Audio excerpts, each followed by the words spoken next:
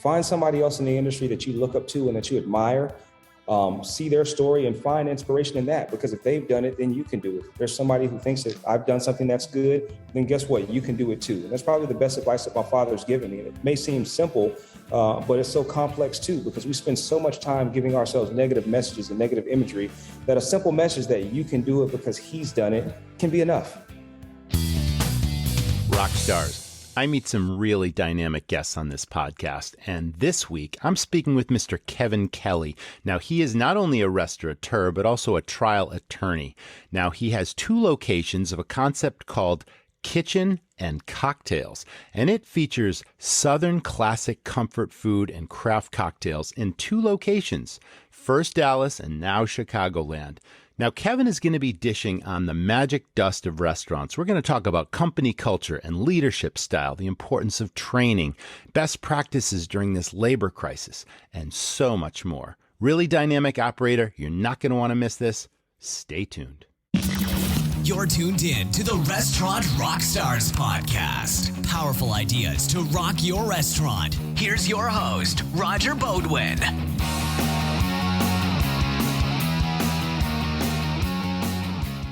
Rockstars, let me tell you about 7 Shifts. 7 Shifts is a modern labor management platform designed for restaurateurs by restaurateurs. Effective labor management is more important than ever to maximize profit and success, especially now as restaurants begin to reopen and expand their teams. Trusted by over 500,000 restaurant professionals, 7 Shifts gives you the tools you need to simplify scheduling, easily manage time and attendance, communicate with your team, and retain your talent. Best of all, 7 Shifts integrates with the POS and payroll systems you already use and trust, turning your team into a competitive advantage to your business.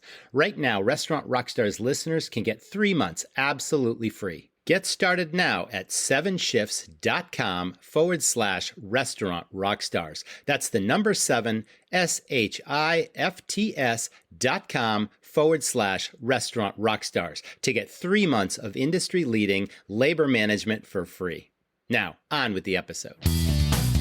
Welcome back, everyone. This is the Restaurant Rockstars Podcast, and we are so stoked today. We have Mr. Kevin Kelley. He is a restaurateur and a trial attorney, and he's got so much to share. Welcome to the show today, Kevin. How are you? I'm fantastic. Thanks for having me on today. Well, this podcast is really all about, getting people to rediscover the passion behind why they got into this business in the first place. And obviously the pandemic has been devastating to our industry and now the labor crisis, and it's one thing after another, but you sort of exude passion for this business. So I'm really excited to talk to you. Let's begin by, my audience knows my very first question is usually about your restaurant backstory. Did it start when you were young? Did you have early inspirations? Did you cook as a kid in the kitchen with your mom or your grandmother, any of that kind of stuff? It could be anything. And then what's your career trajectory that led you to found these super successful restaurants? It didn't start any of those ways. For the past couple of years, I've been in America year round, but for the 5 years before then, I lived in Europe. So I was in Spain for 4 years and I was in Paris, France for 1 year. So during that time frame, I would work 5 days in America, live in Europe 10 days, 5 days in America, fly back to Europe for another 10 days. While I was there, either the food was bad or the places that had food were so fantastic and so creative. And I said, what I'd ultimately like to do is bring something similar to America, but I'd like to do it with the food that I enjoy. And that's where Kitchen and Kocktails came from, where we've got fantastic Southern food, but we also have a good vibe too. You always hear music. It's Instagrammable. It's just a fun, creative place for us. So I think being in Europe and missing American food is what led to the concept. So I understand now you've got kids that were real strong soccer players, soccer stars, you might say. That's what brought you to Europe? Yeah, I've got a couple of kids. They're 16 and 15. They play soccer a lot. My 16-year-old has been with the U.S. national team set up since he's been 12 years old. My 15-year-old is probably a little better. I'll tell them some days. It just depends on the day. But these guys play a lot of soccer, and that's what keeps them competitive, and that's what's allowed Dad to travel. Yeah, that's been amazing. Like, what a great lifestyle that is, and you support your kids. And if they've got passions, it's like you take it to the limit for them. And I've got 2 daughters, they're competitive skiers and volleyball players, and it's a similar situation. And they're about similar ages to your kids as well. Kitchen and Cocktails is all about comfort food and about craft cocktails. Where exactly did the concept come from? Let's talk all about the vibe. You mentioned that earlier. I was on your website. First of all, I love your logo, and I think your website is fantastic. I've always believed that a great restaurant website literally brings you into a place and you can experience the vibe and the food and the ambiance and the service and everything you're going to experience online before you even get there. And if it's done effectively, it's actually going to drive business to your restaurant. So I think you hit it out of the park on that one. But let's talk about where that concept came from. And, is it an influence? Because you also have a restaurant in Dallas. So it started there, but let's talk about the vibe. Are the two vibes similar? Is the concept similar in Dallas to Chicago? Tell us about that.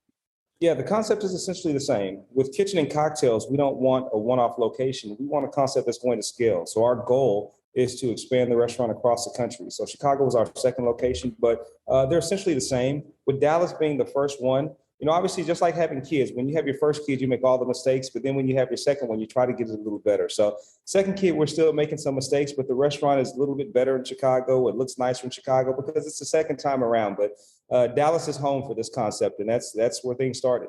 So you got about 10,000 square feet in Chicago. Is Dallas literally similar? The size, the number of seats, all that sort of thing? Are they different? You know what? Dallas is actually about 5,500 square feet. Oh, okay. Almost half the Chicago, we made the decision to go with a much larger footprint because demographically, Dallas and Chicago look the same. However, Chicago has about twice as many people as Dallas when you're talking about the center of the city and when you're talking about the main parts of Chicago. So that's why we made the decision to go from 5,000 to 10,000 square feet. The theme features black and white photographs of people like Michael Jordan and Oprah Winfrey and Kanye West and, Barack Obama even. Is it the same again in Dallas and Chicago? And do you know these people personally, or how did the photographs come about? It's a similar vibe. Dallas and Chicago have similar art, except for Chicago has a little bit more creative art. Between the Dallas and the Chicago location, I opened a club in a building that I own in Dallas called Club Vivo. And when we did Vivo, we made the space interactive. So instead of using still art, we installed LED screens, and that allowed us to place art on those screens that we could switch up, we could customize. And so when the Chicago restaurant location came around, we said we wanted to take our art to a different level and do the same things. When you talk about some of the images that are in the restaurant, when you see a Barack Obama, you see a Kanye West for Chicago, you see a Harold Washington, all figures who are important for the city of Chicago. We wanted to make it location specific. Now they happen to be Black figures, but we also understand our base clientele as well. My clientele is probably 70% Black, and I wanted a restaurant that they feel comfortable in. Mm-hmm. For me, I want to serve every single body. I want to serve a white person, a Hispanic person, a green person. I'm just like any other restaurateur. We want to make sure we have our seats filled up. But in catering to who my majority clients are, that art was important. It makes them feel good. It makes them feel comfortable. And like I've told people before, I've been very candid. I've walked into so many different Italian restaurants and other restaurants, and you see historical figures and people who've been important to their culture, and you never see a Black person on the wall. I wanted to try to give Black people an opportunity to have a restaurant where they see people that they're familiar with, and even white people who may not be familiar with certain people like a Harold Washington, who's been fantastic for Chicago, and understand their accomplishments and make them think about what another culture is as well. So it can not only be a good cultural experience for Black people, but it could be a good cultural experience for white people as well. That's wonderful. And it's also really noble because you're a big supporter of Black and minority-owned businesses in general. You promote that. And, food, of course, is the universal language. It brings people together and it's really inclusive. So I really love that sort of angle that you've got there. Now, the downtown of Chicago must be, well, it's been a couple of years since I've been to Chicago, but I know it's a really vibrant, business oriented during the day. Now you're doing lunch, you're doing dinner, you're doing brunch. Do people primarily, business people, come in for lunch, but then everyone comes back for dinner and brunch because it is such a concentrated restaurant attraction in downtown Chicago? That's exactly how it is. During the lunch crowd, the lunch crowd is a little bit lighter than the dinner crowd. Lunchtime, you have business professionals or people who can't get a reservation for the nighttime on a Friday, Saturday, or Sunday. But the night times are packed, especially on a Friday, Saturday, and Sunday. Those are the times that people want to be in the restaurant. And on Saturday and Sunday, our brunch is really, really a packed period as well. So when you were in Dallas, obviously that was your first operation. Did you automatically know that Chicago was the next logical step to build the next restaurant? And then after Chicago, you've got a next logical city to go into. Maybe it's Miami, maybe it's LA. I don't know. But is that kind of how your plan goes? I didn't know in the beginning. I did some research. I looked at data and I narrowed things down to a few cities. And Chicago gave me a great feel. The people have been fantastic. They've treated me great. There's been nothing about the city of Chicago that I haven't loved. So I'm really, really glad about the decision to be there. I will say this, though, now that it's getting cold in Chicago and I'm having to buy all these coats, I am thinking, why in the hell didn't I go to Miami first? But we'll get there eventually.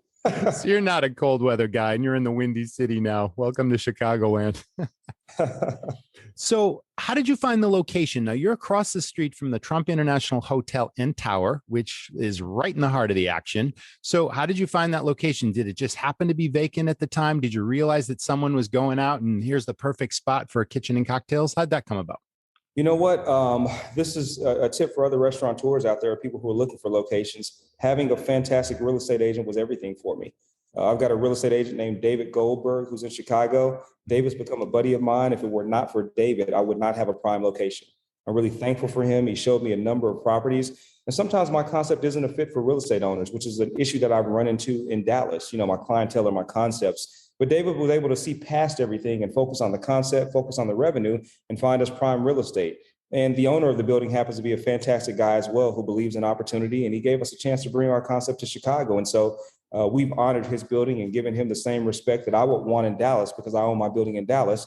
We've developed it nice. We made it a place that's going to appreciate and value for him because we've done well with the asset. And so David and the owner have given me every opportunity in the city, and I'm very thankful for them. Wonderful. Let me ask a question that's sort of financial related, because being a 27-year veteran operator, it's like I've had multiple locations. I've built restaurants from scratch. I've owned the real estate. I've leased spaces. I've done all of that. But in a world-class city like Chicago, obviously the rents have got to be really, really enormous. And you've got to have tremendous volume to support just that one nut alone. Is that pretty much the way it goes? And are you cranking all the time? And then what happened during the pandemic? You know what? We just have to be successful, period, rent aside. And if we're successful with our concept, then paying rent isn't an issue that we have to worry about at all. For me, I love real estate. So again, in Dallas, the building that we're in is 53,000 square feet, and I own that building.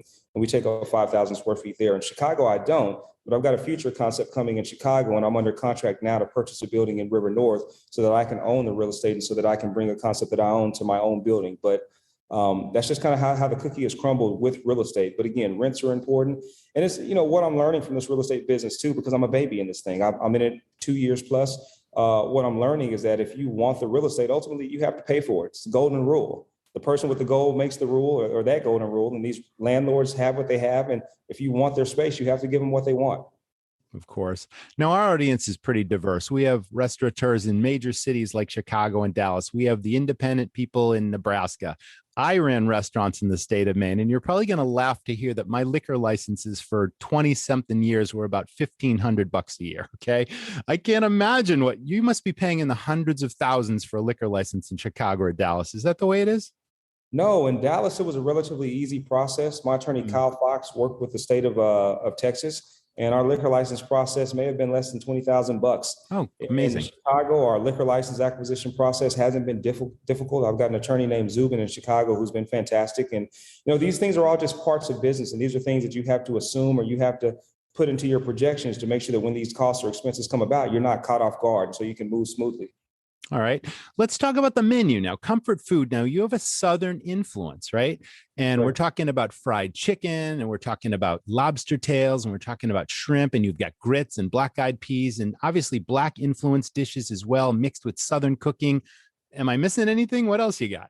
No, we've got, lamb chops are actually one of our top sellers, if not our top seller. But again, you've got the shrimp and grits, mac and cheese, the lamb chops. Our chicken, we do it a little bit different. We so to say elevate it. So you can get our chicken in traditional Southern fried style, or you can get it Nashville hot. You can get it smothered in gravy, or you can get it with our special Asian Hennessy sauce that we sell. So we try to be creative with some of our food dishes also. And of course, we've got our desserts. We've got our peach cobbler. We've got our banana pudding also. But what's helped us a lot too, though, is I didn't go into the restaurant business just to say, hey, we've got fantastic food and to leave it at that. Our drinks are an attraction to guests also. So we've got cotton candy cocktails. We've got dried ice cocktails that create for people as well. So that's been a good thing for us. We're excited, and we just love the food. We love the drinks. I mean, even hear me talk about it now. My favorite drink, you didn't ask me, but I'm going to tell you anyway. Tell me anyway, please. It's called the True Flame. And it's a drink that we make with rum and a couple other liquors, and they make it in front of you and they pour it tableside. So you'll see the bartender pouring liquor back and forth, but the liquor is actually a flame of fire. So that's probably my favorite drink. That was inspired by a trip to Colombia. Well, you're speaking my language because 27 years ago, when I started my first restaurant, I believed that the restaurant business was show business. It was entertainment. It was all about everything having what I call wow factor.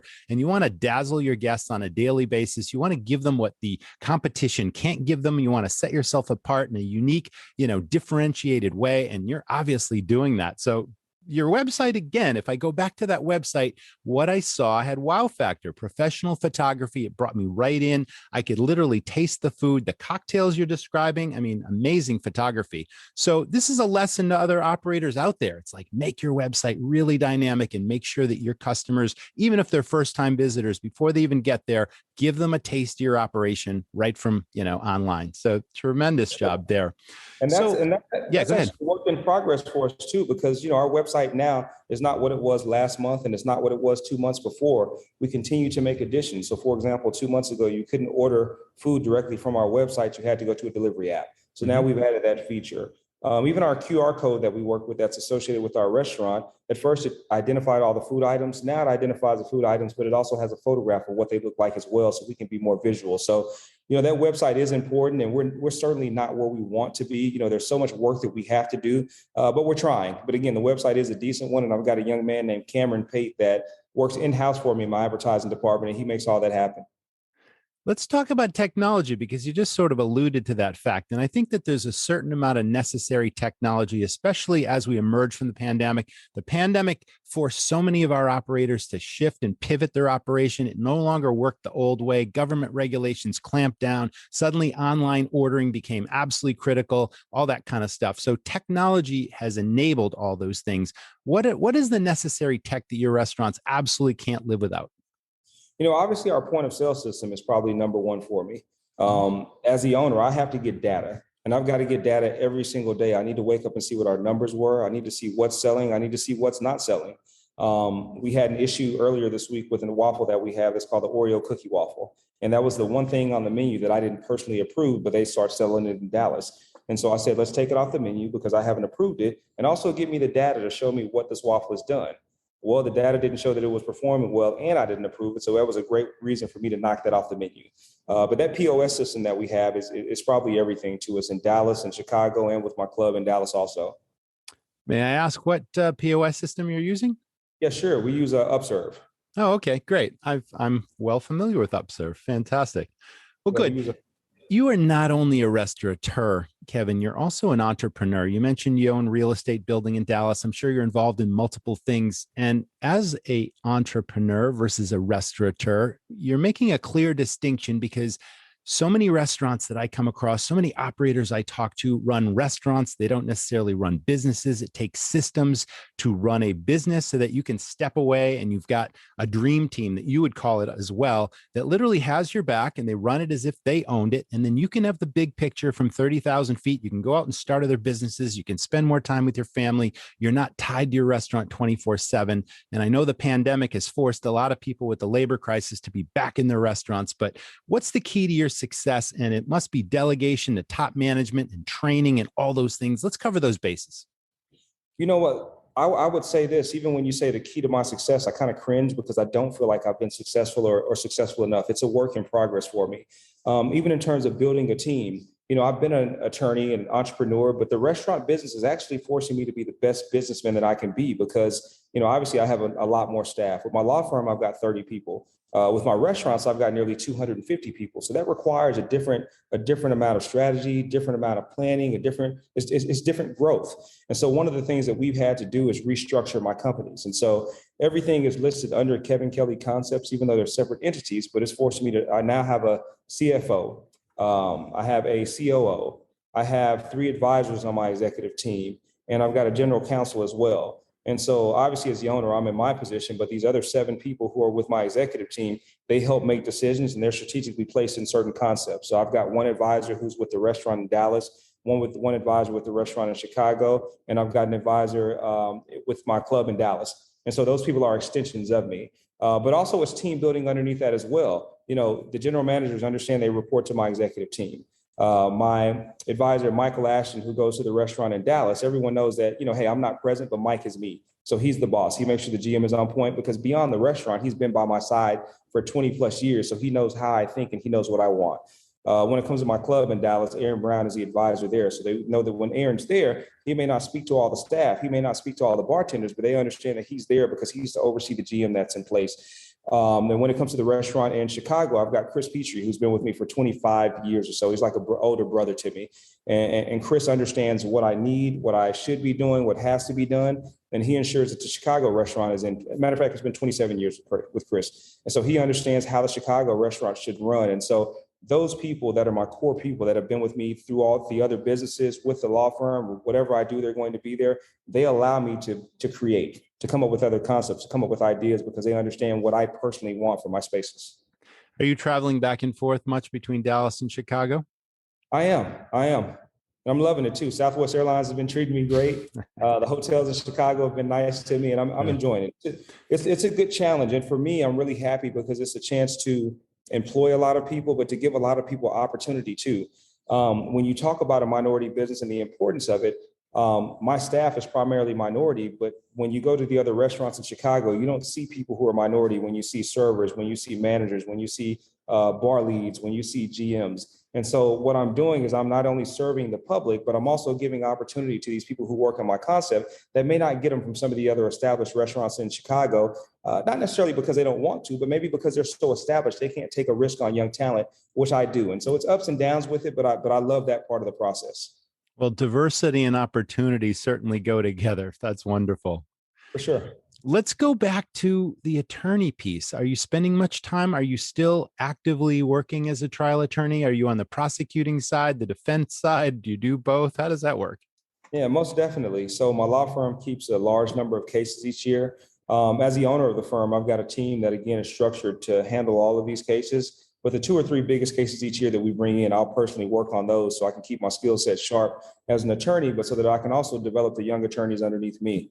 I've got a fantastic lady named Patricia Morgan, who's 7 years in as an attorney, and she's recovered tens of millions for families. But like I tell Patricia, I still remind her I'm a better attorney than her. So when the big cases come, we fight about who's going to handle that case, who's going to take the lead, who will be the lead negotiator in the case. But that's important for me too, because that skill set, again, that same skill set that's helped me be successful as an attorney for nearly 20 years has applied to the food and beverage industry, has applied to the club industry also. And if anything, it's taught me the lesson that success is transferable. So if there's anybody who's in the restaurant industry or who aspires to be in the restaurant industry but is successful somewhere else, those same reasons that have made them successful elsewhere can make them successful in the restaurant industry, even though you do have to adjust and you have to learn a new industry as well, like I'm doing now. Sounds like you got a really exciting life, Kevin. And I'm sure no 2 days are alike for you, are they? They are not. But I'm very thankful. I'm very fortunate. I get so much support from the community. I've got a PR agency called the Huron Agency out of Chicago. That's fantastic. And, if there's a common theme, if anything, through this call, I'm naming people. And I'm naming people because these people are responsible for the success that we're having. And so it's not me. It's really the team that's having it happen. And I'm just fortunate enough to be able to pick some of them and put them in places to have success. Now, with everything you've got going on, how many hours a week would you say you spend in your restaurant operation? Probably 50 hours a week in my restaurant operation. Oh, wow. No kidding. So you're really involved then. You're very active. And 50 restaurant, 20 law firm, and 10 nightclubs. So about 70 to 80 hours a week, depending on the week. Wow. And you got a ton of energy still. Yeah, I love it. You know what? I'm happy with the opportunities that have been presented to me. I'm very thankful. Like you talk about, us coming out of a pandemic, and, the pandemic was a horrible time for so many people across this world. But my team was able to find a way to create throughout the pandemic, and we've been able to create concepts that are going to generate, or that are generating tens of millions a year, and that are employing hundreds of people. So we're very blessed, fortunate, and we're very, very thankful for everything. Did you or are you having challenges with staffing, and how are you dealing with that? For sure. My people ask me, what is my biggest challenge in running these businesses? And the number one challenge is talent. That is the number one challenge we have, because the better talent we have, the less work I have to do.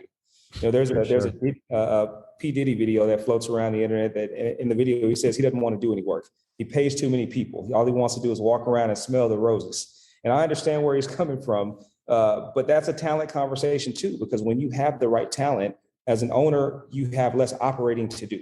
You can own and you can enjoy the benefits of your labor, but I'm not there yet. And so as I build this team, I have to get the right back of the house talent, the right front of the house talent.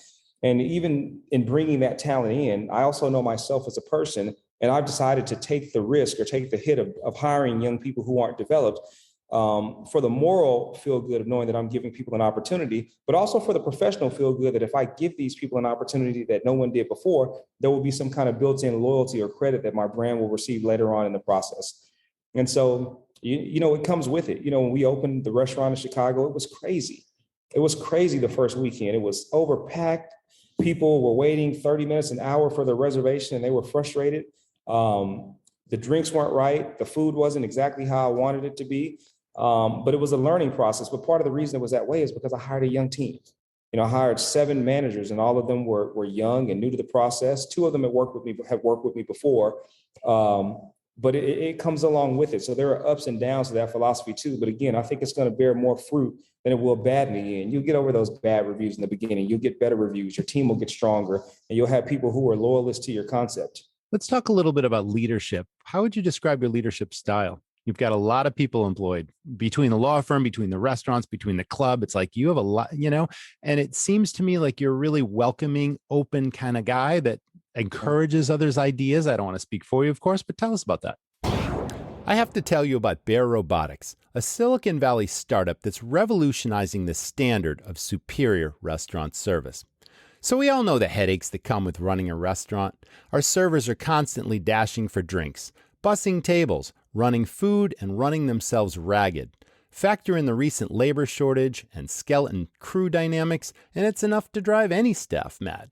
Well, Bear Robotics is here to fix this with Servy, a restaurant robot that takes care of all those repetitive tasks while allowing your staff to focus on the finer points of outstanding service and real human interactions. Yep, the personal touch.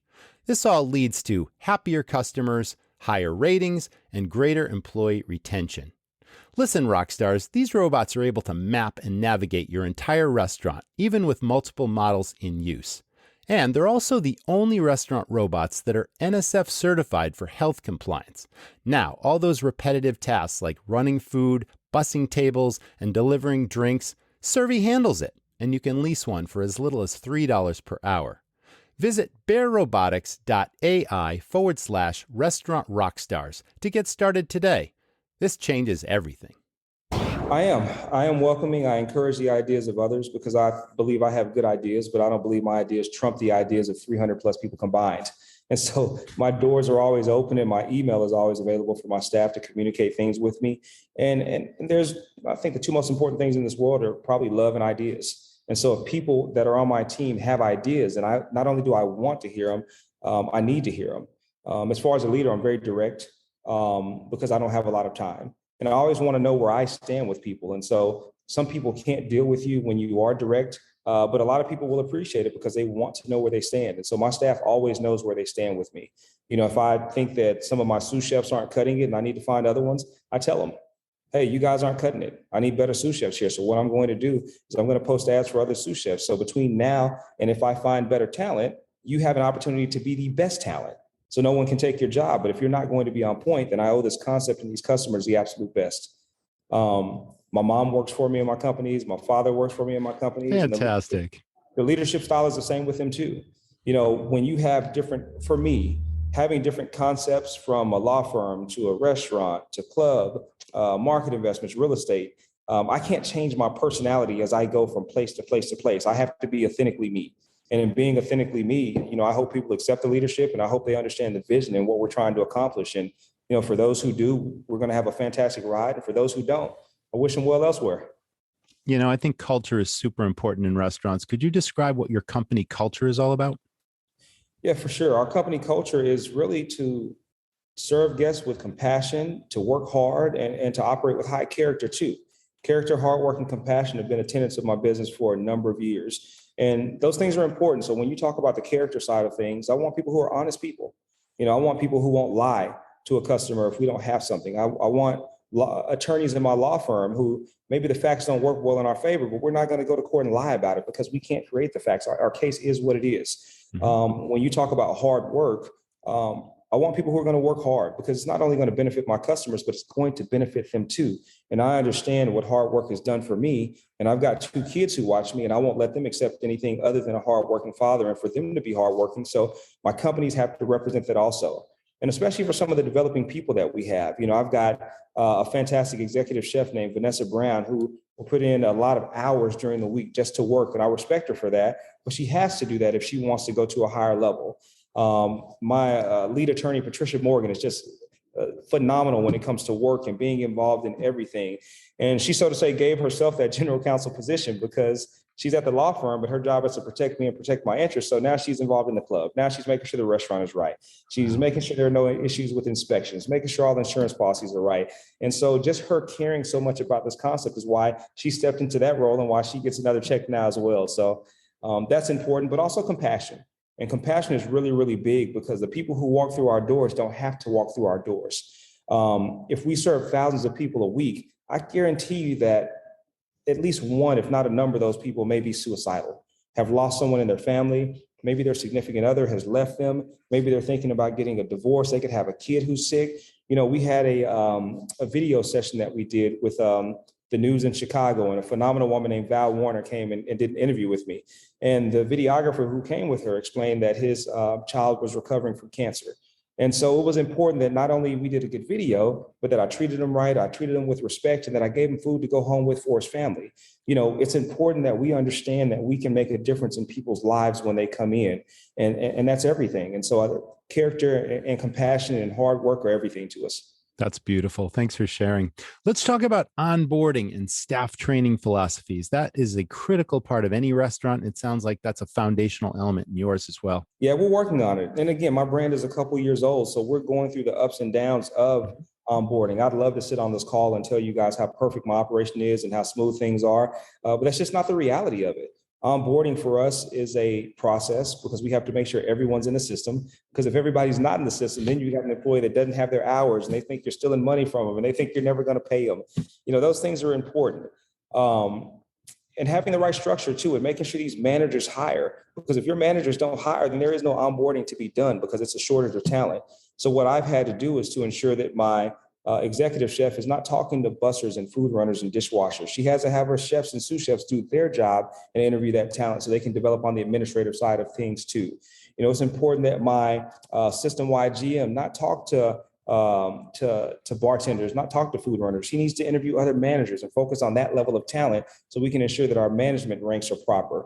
And so that probably is it with me. The onboarding thing isn't a big deal because once we get them, we can put them in the system. But really, it's about receiving the talent or getting the talent and then retaining them. That's the biggest thing. Let's shift gears a little. You talked earlier about the gentleman who does your website, and you've got an advertising department in your restaurant. Let's talk about marketing. What's most effective for you? How much marketing do you do? Is it social media based? Is it any old school marketing? It's like, how do you create and sustain a buzz in this crazy fickle business called restaurants? Word of mouth in Dallas did everything for us. I'm from Dallas. My 6 degrees of separation is very, very strong. And I've fortunately build some credibility with people in the city. And so when I announced I had a restaurant, I communicated with those people in advance and let them know what was coming. And I asked them would they give me their support and let everybody they knew know that I had a restaurant coming. And that word of mouth is really what led to Dallas being sold out from the beginning. Instagram is major for us.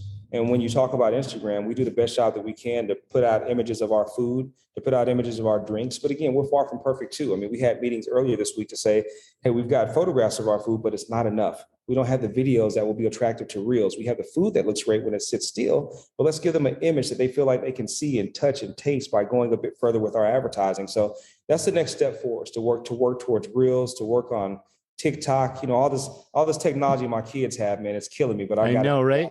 The TikTok thing, right? It's such a big deal right now, especially with my kids. So we talked about Kraft cocktails. We talked about the flaming drinks now, and we also talked about your support of other Black-owned businesses. Now, I understand you serve alcohol and spirits from Black-owned companies. What are some of those? Yeah, we do. We have a drink that's called a Peach Douce Frozen, and it's a frozen peach cocktail. And Douce is a brand that's owned by the entrepreneur Jay-Z. Oh, so no kidding. Okay, gotcha. So that's really, really big for us. Mm-hmm. Yep. We have a pineapple power mule that is a mule that's made with Branson cognac. And Branson is a liquor that's owned by the entrepreneur 50 Cent. And I say entrepreneur because these guys have gone beyond just entertainment to be really, really good business people. 50 Cent happened to come to the restaurant in Dallas, and we sat down and we talked about his cognac and talked about his vision for his brand. Awesome. And he was such a nice person with such good character. and a lot of phenomenal business traits that it just made sense for us to sell his cognac, not only because of his personality, but in tasting the cognac, it was fantastic too. And so, those are the kind of people that we want to support by any means necessary.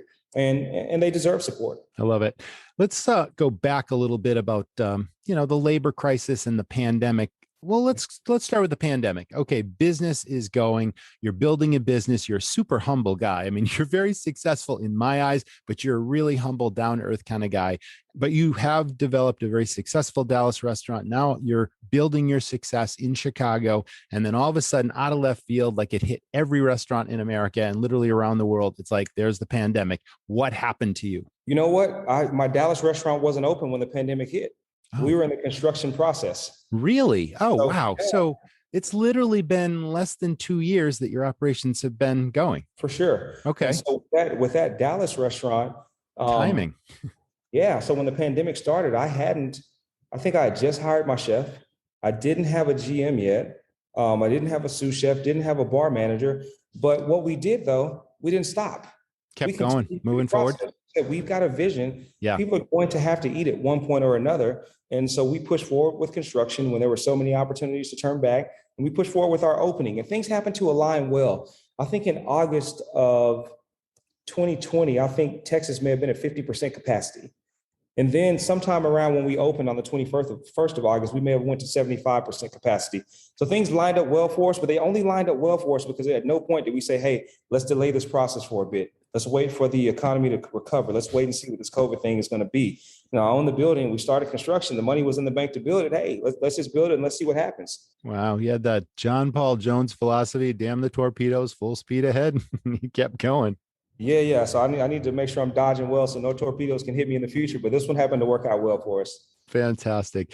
Kevin, have we missed anything? We've covered a lot of ground. What's next for you? You're just going to keep, like we said, building restaurants in city after city. And how big do you want your operation to be? Do you have that vision, or is it going to be slow, controlled growth? Do you want quick growth? I mean, what do you see in the future for, kitchen and cocktails? We want to continue to grow. We believe in the concept. We love the concept, and we believe there's a marketplace for us. And so my goal and my responsibility as the owner is to scale this concept. So I'm spending quite an amount of time looking at real estate opportunities throughout the country to figure out where the next best locations are for us. We want to have 7 locations by the end of 2023. My club that's in Dallas, we plan to scale that also. And I've got another concept coming to market too called Canvas that will be coming to Chicago, and that's going to take things to a different level. And so with all these concepts, we want to do what a Groot Hospitality is doing in Miami with Komodo, with Swan, with Poppy Steak, with Club Live. I'm reading a book now from Cameron Mitchell. I respect what he's done out of Ohio with his brands, Ocean Prime and some of these other places that he has. I respect, so many of these people who are in the food and beverage realm of Phil Romano, who's got a Nick and Sam's in Dallas, but who's created Eatsies, Fuddruckers, and so many other places. Oh, sure. Yep. So I just like to just continue the luck that the fortune and blessings that we've had now and continue to create, because I want to serve everybody across the country food. And we're young and we're just starting, but I believe there's a marketplace there. And if there are, people who are watching this video who have the power, who have the authority to give my concept space or to give space to another minority entrepreneur, I think they should really be mindful of what I've been able to accomplish in a short period of time, because we go to work to be able to provide for our families. And in giving minority concepts the opportunity to open, to have real estate, other opportunities are going to happen for them, but they're also going to happen for those landlords also, because that's probably the biggest challenge that I run into as well, beyond talent, access to opportunity. My concept Canvas that I'm opening in Chicago should open in the summer of 2022, but there's no reason that concept should not be in Dallas yet. But the reason it's not in Dallas is because I don't have the real estate in Dallas. I can only own so many buildings.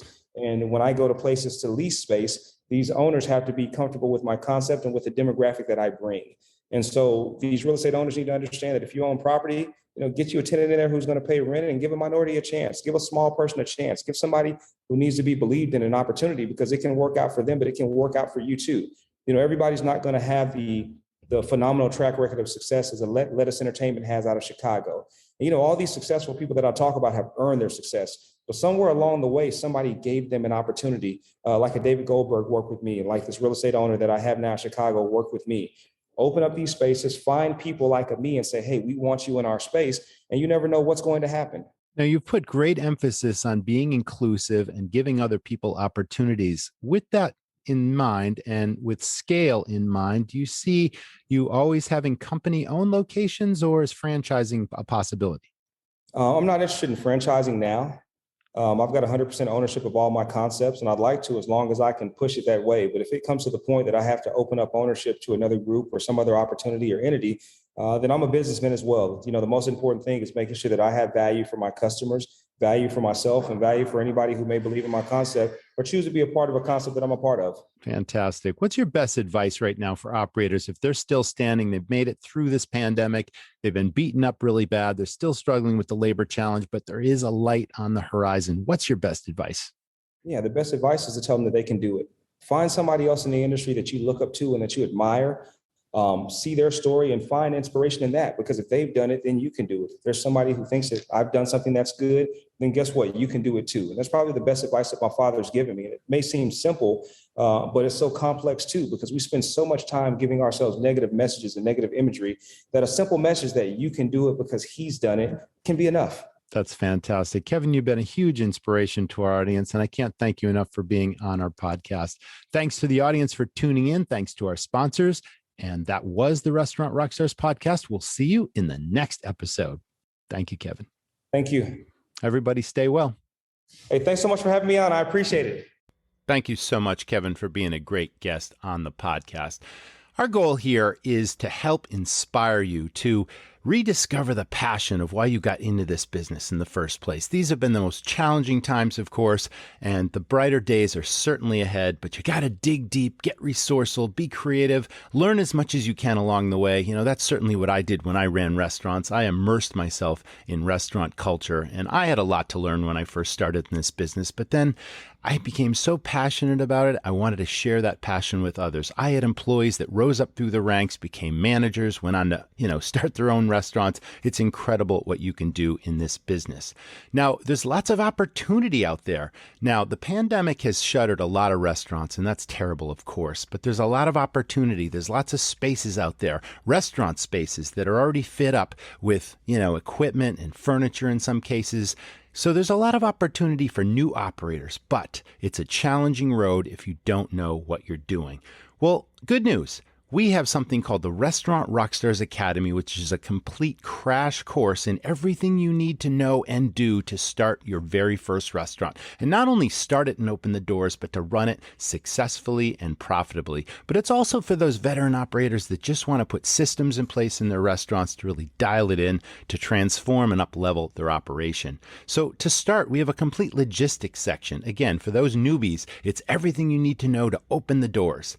And then it goes on to staff training, development, recognition, and rewards, the critical numbers, your cost controls, and how to maximize profit in a restaurant, marketing firepower, how to build new and repeat business for very little money, and then efficiencies across your organization. It's really a roadmap to your success, whether you're starting your first place or you've been in business for a while. So check it out at restaurantrockstars.com. It's called the Restaurant Rockstars Academy. I'd like to thank our sponsors for this week, 7 Shifts and Bear Robotics. Thanks for tuning in. Don't forget to leave us a question. Halfway down the show notes, you'll see that button that says Ask Us Anything. You can record a message to me. I'll listen to it, record an answer right back, and you might hear your question on the air in a future episode. So stay tuned to the next one. We'll be back at you real soon. People go to restaurants for lots of reasons. What the customer doesn't know is the thousands of details it takes to run a great restaurant. This is a high-risk, high-fail business. It's a treacherous road, and smart operators need a professional guide. I'm Roger. I've started many highly successful, high-profit restaurants. I'm passionate about helping other owners and managers not just succeed, but knock it out of the park. You don't just want to run a restaurant. You want to dominate your competition and create a lasting legacy. Join the Academy, and I'll show you how it's done. Thanks for listening to the Restaurant Rockstars Podcast. For lots of great resources, head over to restaurantrockstars.com. See you next time.